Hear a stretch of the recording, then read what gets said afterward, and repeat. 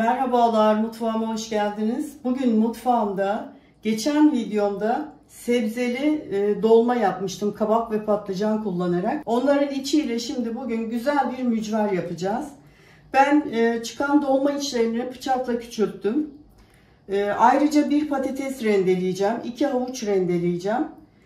2 tane yeşil biber, 1 adet orta boy kuru soğanı küçük küçük doğradım.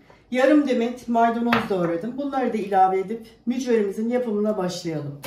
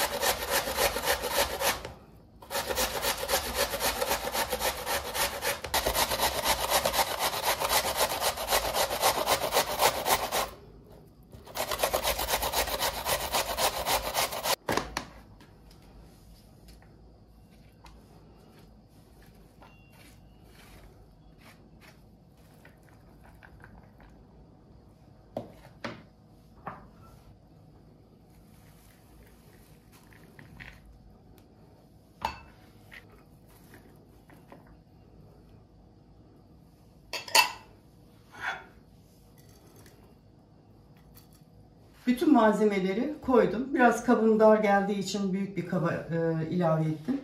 Şimdi bunun üzerine 2 tane yumurta ilave ediyorum.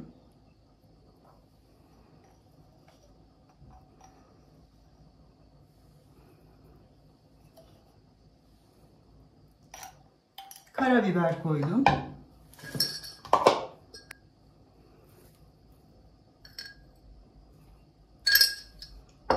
Kırmızı biber.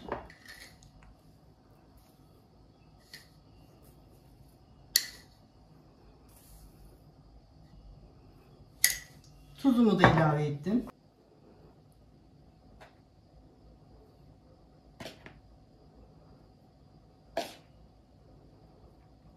Şimdilik 4 yemek kaşığı un koydum. Bir karıştırayım, bir bakacağım kıvamına.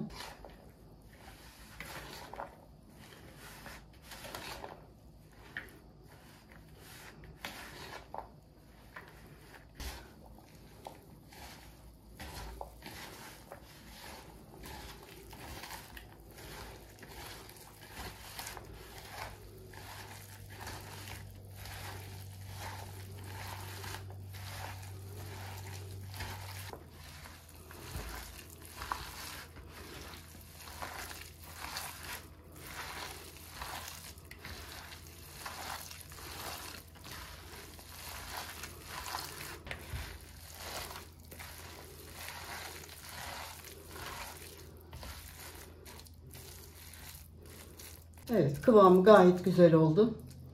Şimdi şekil verip kızartmaya başlayabilirim.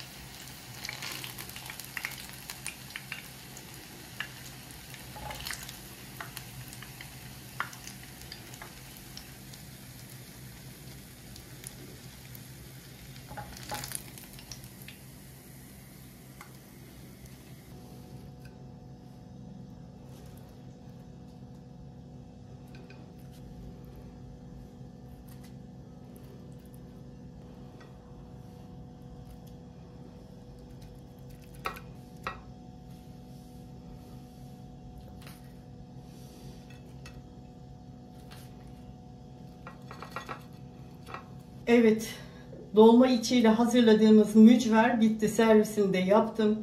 Çok güzel oldu arkadaşlar. Köfte gibi, et köftesi gibi. Sizler de yapın, sevdiklerinizle paylaşın. Bir dahaki tarifimde buluşmak üzere diyorum. Hoşça kalın.